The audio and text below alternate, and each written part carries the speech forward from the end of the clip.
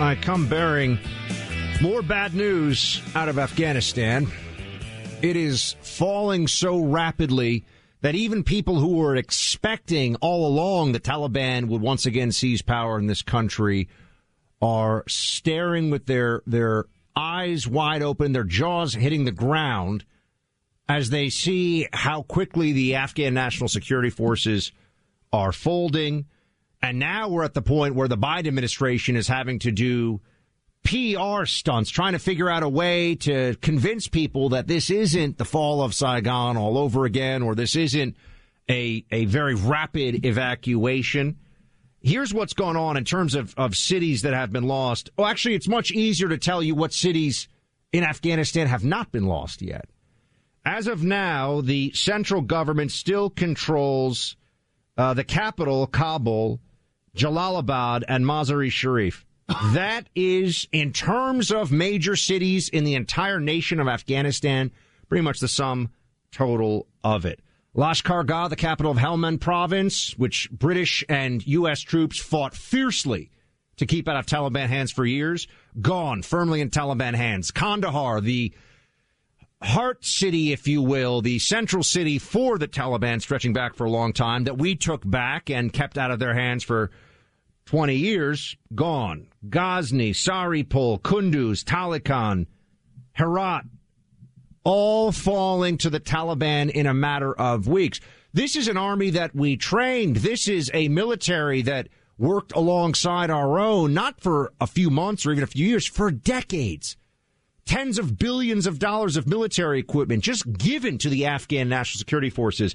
And now elders all over the country in villages that have not yet been taken are looking to negotiate if they're on the edge of the Taliban blitzkrieg that has now turned into a rout.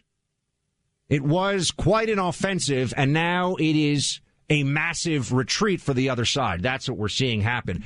If this were happening under Trump's time in office, I can assure you it would be blasted as the primary headline, the major story across CNN, the New York Times, and it would be firmly on Trump's doorstep. It would be his fault, they would say. But with Biden, we get something else going on here. Here is State Department spokesperson Ned Price. Now, he works for the administration, I know. We'll get into the press part of it in a second. Trying to tell you, Baghdad Bob style, don't believe your lying eyes. This is not abandonment. This is not an evacuation. This is not the wholesale withdrawal. What this is a reduction in the size of our civilian footprint. This is a drawdown of civilian Americans.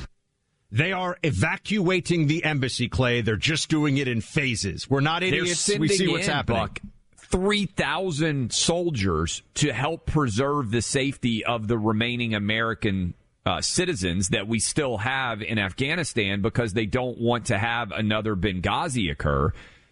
They're trying, when you're in rough spot, when you're trying to pull all of your forces out, but in order to pull all of your forces out, you have to send more forces in to allow that to occur. This is starting to look like Saigon. I feel as if we're going to see helicopters taking off with people at the last minute as the Taliban takes over, probably our own embassy. We've spent, and this is just regardless of your background and whether you've paid a lot of attention to Afghanistan, we have spent $1 trillion, and the entire country is going to be as if we were never there before we even officially leave the country. This is happening. For people out there who are wondering, this is far in excess worse of a collapse of the Afghan government than even the worst forecast could have ever predicted. Clay, when I was in Afghanistan a decade ago, and I was living there for months on end,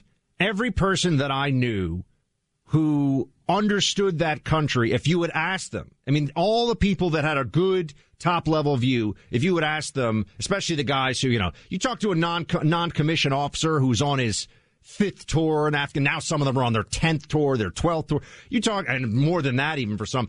You ask any NCO, what's going to happen in this country the moment we go? You know what they would have said? Just a question when the Taliban takes over. This is what I heard across the board a decade ago. So I bring this up because look at the military-industrial complex and what has happened in this country and the narrative around Afghanistan for years and years now, not only is this one of the biggest intelligence failures since 9/11, I think you could argue since 9/11 the biggest intelligence failure that we've seen, although ISIS's rise in Iraq was also pretty catastrophic and surprised the Obama administration. How is it possible that this wasn't known in advance as the reality and therefore preparations were taken against it from our massive footprint in the country stretching back for years, all the surveillance, all the intelligence assets, the military, the diplomatic assets? I would argue it is because the people at the very top, Clay, not the NCOs that are actually doing the war fighting day to day, as well as the officers and the enlisted, the people that were trying to get on CNN when they came back and be contributors, just being honest with you, they always came with the same story. We figured it out this time. We're making progress. We figured it out. We're making progress. That just wasn't true. How about all the generals that have been testifying about critical race theory and their reading lists inside of the military? Maybe they could have focused a little bit more on Afghanistan intelligence instead of worrying about what books they were telling the enlisted to be reading. This is, I think, an abject failure. And we talked about this a couple days ago, I think. The only way, and again, hindsight is often 20/20, but the only way we really could have left Afghanistan and declared a victory for purposes of the narrative was right after we got Osama bin Laden, right? Otherwise, what's your choice? Your nation building. You're propping up a shaky at best government that was essentially installed with U.S. and international mentorship, but that's what your nation building. And you're going to have to leave troops in Afghanistan forever to prevent this from happening. So what have we actually accomplished in Afghanistan after spending $1 trillion and 20 years, not to Can I give you the neocon answer, by the way, just so we don't leave it? Because there are people that are making this case. I obviously think it's wrong.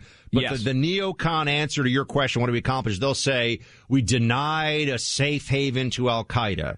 And I think the response that one should have to that is al-Qaeda has been operating with relative safe havens in Yemen, in Nigeria, in depending if we're talking about ISIS or al-Qaeda specifically, but in Somalia, in the Sinai Peninsula of Egypt, there are all these different places.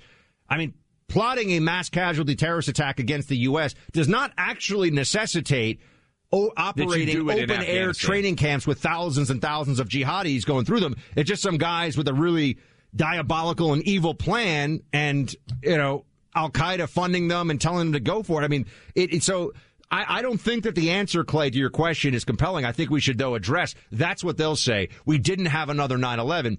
We did have a lot of terrorist attacks, however. That's often left out of this as well. And also, by the way, the answer could be we might have another 9/11 now because we're giving back over Afghanistan, in theory, to the terrorist elements that allowed 9/11 to occur the last time. Well, I don't know if you saw Jen Psaki, though, really slap down the Taliban by telling them that they need to think long and hard about what kind of role they want to play in the international community. NATO's going to be really upset at the Taliban. Jen Psaki is going to take all the cupcakes away from the Taliban unless they play nice with everybody. I was like this, but Clay, again, if this were not Biden, who, as you say, weekend at Bernie's style, is so propped up by the media and the Democrat apparatus around him, if we were living in a world where people who worked in the information dissemination field really cared about honesty and integrity, they would say, this is a catastrophe.